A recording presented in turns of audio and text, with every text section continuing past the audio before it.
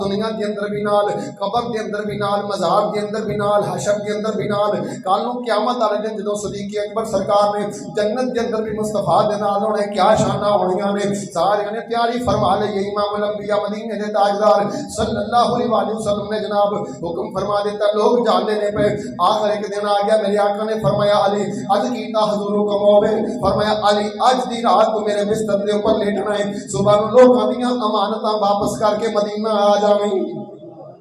مدینہ آ جاویں۔ جناب علی مرتضیٰ شیر خدا نو بستر عطا فرمایا۔ حضرات محترم توجہ فرمایا جناب حضور نبی کریم صلی اللہ علیہ وآلہ وسلم نے جناب رات دی ہنیرے دے اندر جناب سیدنا صدیق اکبر رضی اللہ تعالیٰ عنہ آپ دے در دولت تے گئے نے، دروازہ کھڑکایا، اندروں جناب سیدنا صدیق اکبر تیار بیٹھے نے، عرض کیتا حضور لبیک یا رسول اللہ کا میں حاضر۔ میرے کریم آقا نے فرمایا صدیق ستا نہیں، عرض کیتا سونے جدوں تسی فرمایا ہے اسی ہجرت کرنی ہے، راتاں نیند نہیں آئی، ہو سکتا ہے کیڑے ویلے مدنی تاجدار میرے گھر دے اندر تشریف لے کے آ جاوے،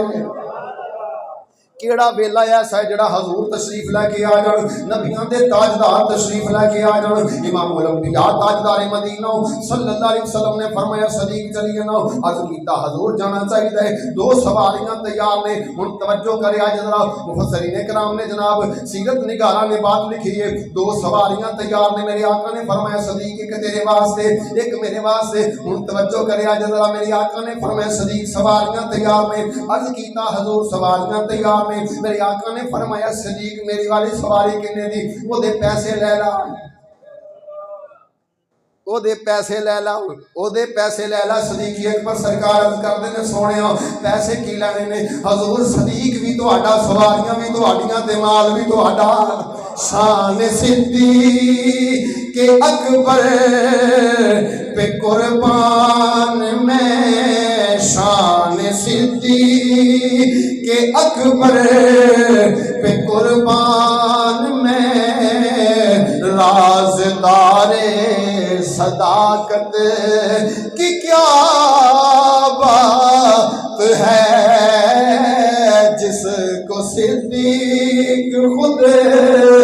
مصطفیٰ نے کہا، جس کو صدیق خود مصطفیٰ نے کہا،